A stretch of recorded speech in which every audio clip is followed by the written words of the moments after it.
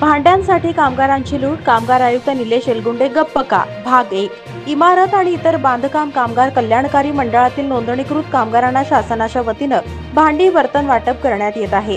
सध्या मुळेगाव तांडा आणि सोलापूर विद्यापीठाच्या शेजारी याचं वाटप चालू असून विद्यापीठाच्या शेजारील तेथील अधिकाऱ्यांनी प्रति कामगारांच्या मागे 700 रुपयांची मागणी केलेली असून मुळेगाव तांडा येथील अधिकारी 550 रुपयांची मागणी करतायत.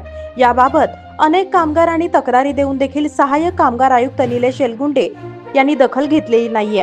कामगारांची ही लूट थांबवण्यासाठी अनेक कामगार सामाजिक संस्था, कामगार संघटनांकडून मागणी होत आहे. आता सहाय्यक कामगार आयुक्त निलेश एलगुंडे यांच्या ऍक्शन मोडवर सर्वांचीच नजर लागलेली आहे. भांडी न्यायला कुठं? मुळेगाव तांडा. आज बोलवलं होतं का? आज तारीख होती. बरं, काय काय घेतले भांडी देण्यासाठी? भांडी घेण्यासाठी कागदपत्र घेतले, 500 रुपये घेतले, परत 20 रुपये घेतले, परत 30 रुपये घेतले. मग टोटल पैसे किती घेतले तुमच्याकडून? 550 रुपये. 550 रुपये. मग तुम्ही विचारलं नाही? मध्येच अजून रक्त काढून काय तर करत होते. मग तुम्ही विचारलं नाही कशासाठी घेतले पैसे? काय विचारता येत नव्हतं. नाही बाहेर जा म्हणत होते, विचारले. बाहेर जा म्हणले का? बरं, तुम्ही पैसे कसे कॅश दिलेत का कसे दिले? ऑनलाईन दिले. ऑनलाईन दिले तुम्ही पैसे? ऑनलाईन केले. आणखीन किती जणांकडून घेतले पैसे असे? नाही पैसे दिले की बाहेर पाठवत होते, कोणाला देत नव्हते. का पैसे नाही दिल्यानंतर बाहेर पाठवत होते? दम देत होते. दम देत होते का? तुला इथून घेऊन जायचं का नाही? तुम्ही गव्हर्नमेंटनं कसं आहे गरिबासाठी फ्री संच ठेवलेला आहे.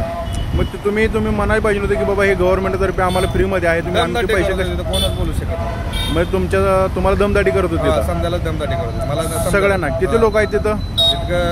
200-300 लोक येऊन जाऊन करत, म्हणजे किती येते तर किती माप नाही. अच्छा. मग प्रत्येकाकडून 500 रुपये? प्रत्येकाकडून 500 रुपये, परत 20 रुपये, परत 30 रुपये. मग टोटल 550 रुपये प्रत्येकाकडून? नाही तर देत नव्हते. नाही दिले तर पैसे नाही देत नव्हते. बाहेर हाकून लावते. बाहेर हाकून लावते. भांडी देत नव्हते?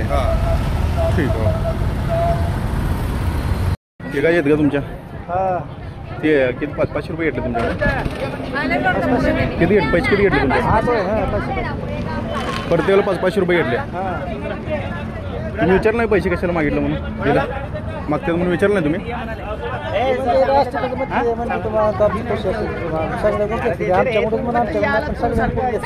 जेवढ्याला सगळे म्हणून पैसे घेतले 500 रुपये?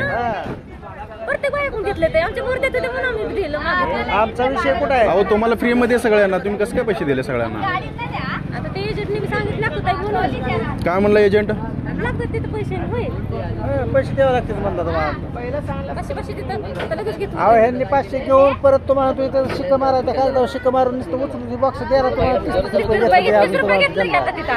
तिथं 30 इथं 530 रुपये घेतले प्रत्येकाकडून. 560 रुपये म्हणायचं म्हणजे 550 हो का? तुम्ही द्यायला नाही पाहिजे नव्हतं पैसे त्यांना. आता द्यायला नाही पाहिजे बरोबर. आता हे कसं आता हे गव्हर्नमेंटचे असल्यामुळे ना तुम्हाला सगळं फ्री आहे गव्हर्नमेंटतर्फे. अहो इथल्या 500चा कुठे विषय आहे? त्या दिवशी फॉर्म भरायला तिथं 1000 कुठं 1000 घेतलेत? फॉर्म भरायला कोणाकडे कॉन्टॅक्ट केलं आहे तुम्ही त्या दिवशी? तुम्हाला ऑनलाईन करायला तिथं त्याने 1000 घेतले. ते इथे ह्यांनी 500 घेतले. 550.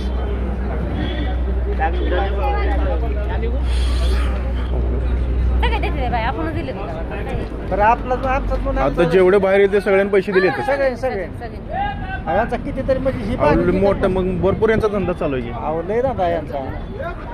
फुकटच्या याच्यामध्ये पैसे कमावू लागले ते लोक. मग आता ही पैसे कसे असणार? ह्यांचंच काहीतरी थोडंफार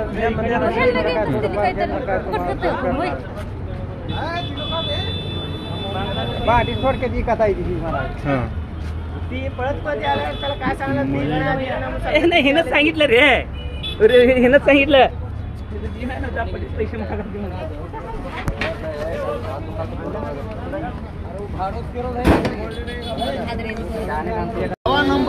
बा कुठलं गाव? शिंदखेडवर नाही आलाय? तिकडं नाही का? मग काय काय प्रोसेसर काय काय यायचे? काय ती एजंट एजंट काय किती फॉर्म वगैरे भरले? काय पैसे वगैरे काय? ते काय 1,500 काहीतरी घेतले. 1,500 रुपये फॉर्म भरायचे? फॉर्म भरायचं काय ते एजंट असते ती. आता इथं किती घेतले? तोंड इथं बी घेतलं ना किती घेतलेत? 500 रुपये टोटल. 500 रुपये घेतले. तुम्ही विचार ना कशात दिले पैसे, ते तुम्हाला फ्रीमध्ये आहे की? काय समजतं ते आम्हाला तर हां, कशाला मागतंय काय. पण हे तुम्हाला गव्हर्नमेंटतर्फे आहे ना, फ्री दिलेलं आहे, गोरगरिबांसाठी आहे ना, हे फ्री म्हणून दिलेलं आहे तुम्हाला, बांधकाम कामगार म्हणून. हां, 3,000 रुपये. ते गावातलं धरून सांगितलं त्यांनी. तिथं किती घेतले तर 2,500 रुपये. हां तिथं- तिथं इथं 500 म्हणलं तर 3,000 झालं म्हणलं. एका संचसाठी 3,000 रुपये घेतलेत. मग अवघड आहे. हां सगळे तुम्ही नाही दिलं पाहिजे ना त्यांना पैसे, विचारा पाहिजे ना तुम्ही त्यांना.